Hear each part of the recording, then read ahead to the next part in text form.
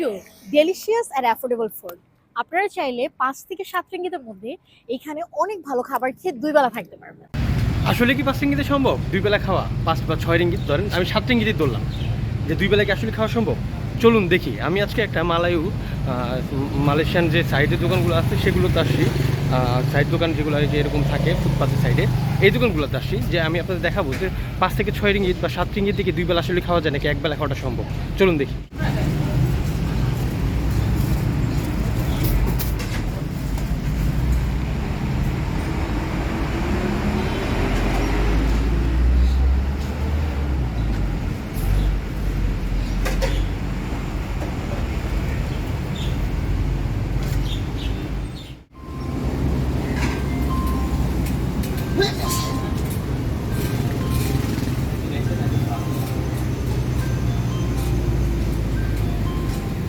কি বুঝলেন? আসলে কি 5.5 টাকা মানে 5 থেকে 6 রিঙ্গিতের মধ্যে কি 2 বেলা খাওয়া যায়? আমি যে আপনাদেরকে দোকানটা দেখাইলাম সেই দোকানটাতে আমি প্রতিদিন না, সরি, বেশিরভাগ সময় যখন আমার একটু বাইরে খাইতে মন চায় বা বাসায় রান্না করা হয় না, সেক্ষেত্রে আমি ওই দোকানটাতে যাই, যেহেতু আমার অফিসের কাছে এবং আমার বাসারও কাছে। এই দোকানগুলোতে সবসময় ফ্রেশ খাবার পাওয়া যায়। রাস্তার পাশে যে মানে ফুটপাথের ভিতরে যেই দোকানগুলো থাকে সবসময় ফ্রেশ খাবার পাওয়া যায়। এইগুলোতে মালায় দোকান, এগুলো মালয় খাবার পাওয়া যায় আর কি। তো আমি আপনাদের দেখাইলাম যে এই যে ভিডিওতে বললো যে 5 থেকে 7 রিঙ্গিতের মধ্যে অথবা 5 থেকে 6 রিঙ্গিতের মধ্যে আপনারা চাইলে আসলে 2 বেলা খাইতে পারবেন। এটা কি আসলে সত্য কিনা? আমি আমার দোকানটা পরিচিত দেখে ওখানে আবার পানির বিল আছে এক্সট্রা, এখানে পানির বিলটা অ্যাড করে নেই, পানিটা ফ্রি দিছে যেহেতু আমার পরিচিত দোকান। তো আইসওয়াম আপনারা জানেন, যারা মালয়েশিয়াতে থাকেন তারা হচ্ছে নর্মাল আইস মানে পানি একটা গ্লাস খেতে গেলে 30 পয়সা মতো লাগে আর কি। তো এটার সাথে আরও 30 পয়সা বেশি অ্যাড করেন। আমি ওকে যায় বলছি যে তুই আমাকে 5 থেকে 6 রিঙ্গিতের মধ্যে 5 থেকে 6 রিঙ্গিতের মধ্যে একটা প্যাকেজ বানায় দে, সেটা ভর্তা হোক, ঝোল হোক বা যেভাবে হোক দে। ও আমাকে ভাত প্লাস হচ্ছে ভাত যতটুকু দেওয়ার থেকে বেশি দেয়, কারণ আমি একটু বেশি খাই। সো ভাতটা যে বেসিক যেই ভাতটা দেওয়ার কথা এর থেকে একটু বেশি দিছে, যেহেতু আমি গেছি ওর মুখস্থ, তাই ধরেন ভাতটা একটু বেশি দিছে। যদি অন্য জায়গায় আপনি এই ভাতটা একটু বেশি একটু কম পাইতেন, এই টাকাতেই একটু কম পাইতেন। ভাত এত পাওয়া যায় না, মানে মন মতো পেট ভরে খাওয়ার মতো। ওকে, তো ওকে আমি বললাম, তারপরে ও ভাত দিল, সাথে হচ্ছে সাম্বাল, মানে হচ্ছে এইখানে মালয়েশিয়ান যে সস আছে সসটা দিয়েছিল 2 সেটে। সাথে হচ্ছে আপনার সালাদ নিয়েছিলাম অল্প একটু।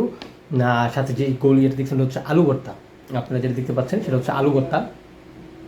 এই তো আলু ভর্তা দিল, 2 রকমের সাম্বাল দিল, আর একটু ঝোল দিল তরকারির, আর হচ্ছে সালাদ দিল। বাস, আমার কত রিঙ্গিত লাগছে? 5.5 রিঙ্গিত। আপনাদেরকে আমি দেখাইছি আমার 5.5 রিঙ্গিত লাগছে।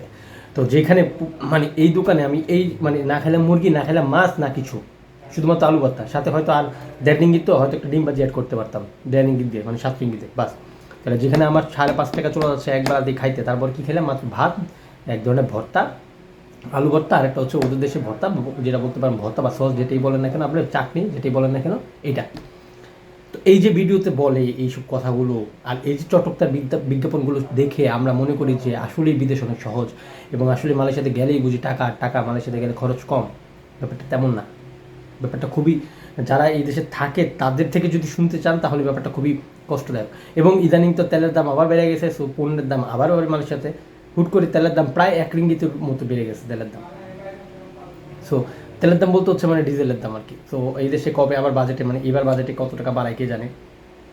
এখন পর্যন্ত বাজেট নিয়ে অত কিছু শুনিনি, বাংলাদেশের বাজেট নিয়ে শুনলাম আর কি। যাই হোক, তো এই ছিল আমার আপনাদেরকে দেখানোর জন্য এই দোকানটাতে যাওয়া।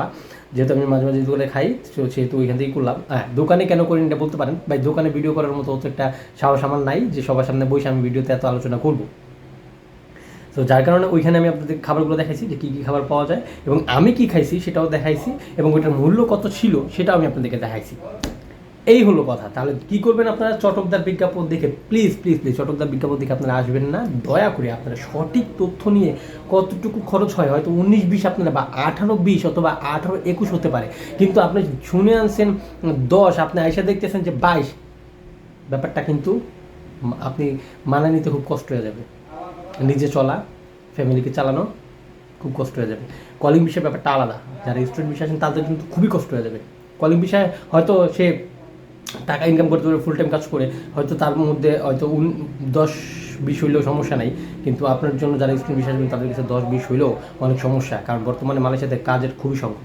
তাই আমি বারবার বলতেছি, এই ধরনের চটকদার বিজ্ঞাপন বা এই ধরনের কথা শুনে কেউ আসবেন না। সঠিক তথ্য, হ্যাঁ আসেন, তাদের মাধ্যমে আসবেন না আমি তা বলতেছি না, আসেন ওনাদের মাধ্যমে আসেন, কিন্তু সঠিক তথ্য জেনে তারপরে আসেন। সঠিক তথ্য জানুন, যাচাই বাছাই করুন, তারপরে আসুন। আপনি কার মাধ্যমে আসেন সম্পূর্ণ আপনার ব্যক্তিগত ব্যাপার। আমার যতটুকু আমার দিক থেকে সতর্ক করা দরকার আমি আপনাদেরকে ততটুকু সতর্ক করলাম।